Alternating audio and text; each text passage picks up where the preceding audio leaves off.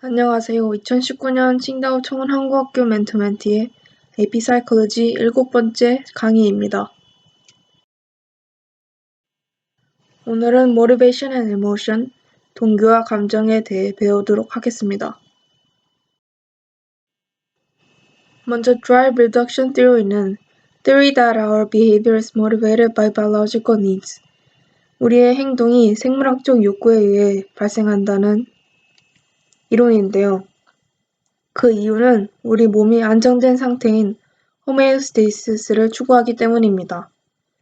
여기서 primary drives는 biological needs로 생물학적 욕구, 즉 원초적 욕구이고 secondary drives는 learned drives such as needs for money.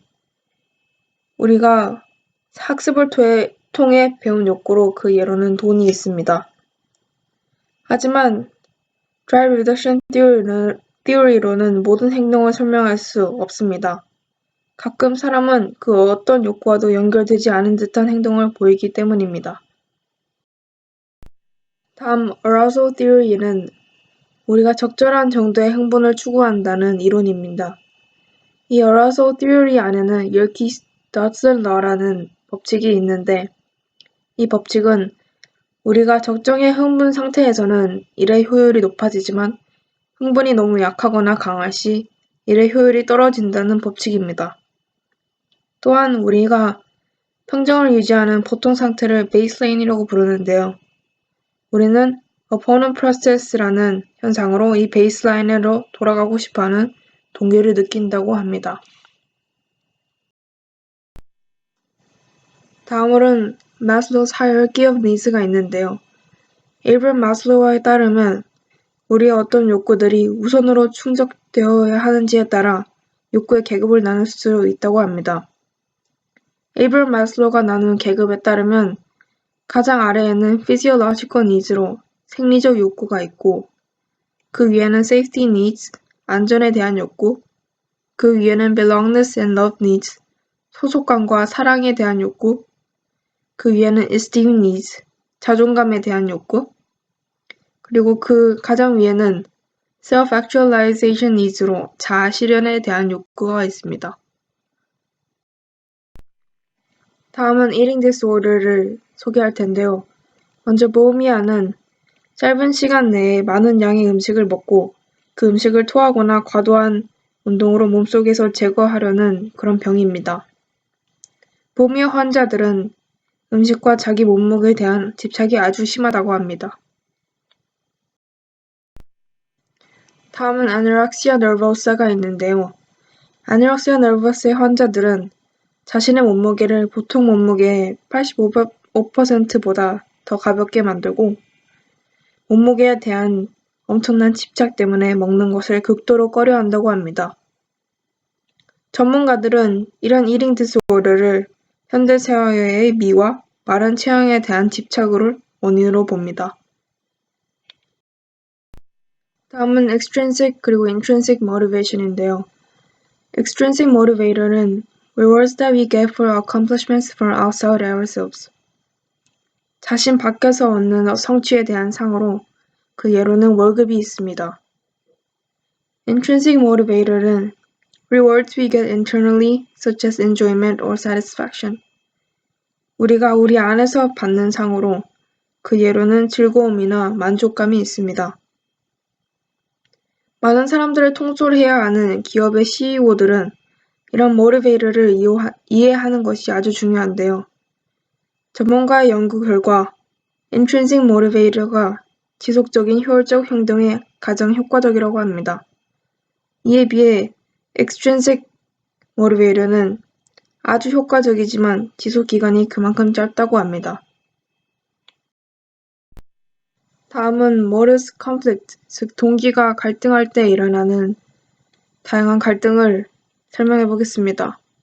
먼저 approach conflict는 occurs when you must choose between two desirable outcomes. 두 가지 원하는 결과 중 하나를 골라야 할 때 발생하는 갈등입니다. 예를 들어 두 가지 휴양지 중 하나만 골라서 가야 한다면 이런 갈등이 발생합니다. 두 번째는 avoidance conflict로 occurs when you must choose between two unattractive outcomes. 두 가지 원하지 않는 결과 중 하나를 골라야 할 때 발생하는 갈등입니다.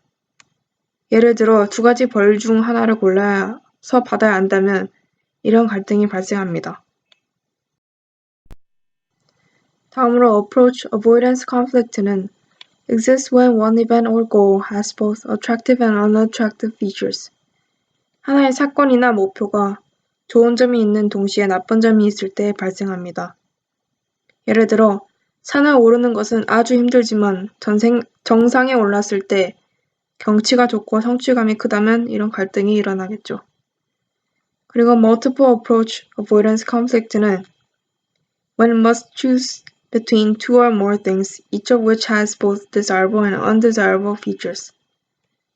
이것은 approach avoidance conflict와 비슷한데 장단점이 있는 선택지가 여러 개 있을 때 발생합니다.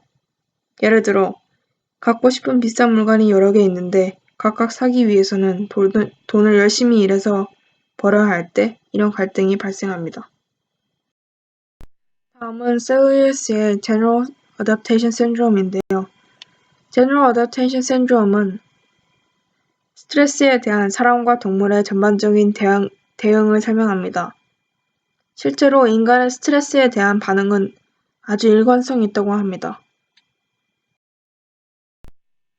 GAS의 첫 단계인 알람 리액션에서는 심장 박동수가 증가하고 피가 다른 신체 기능을 수행하는 대신 스트레스 대응에 필요한 근육으로 쏠리게 됩니다. 즉, 생물체는 스트레스에 대응하기 위해 교감신경계를 활성화하게 됩니다.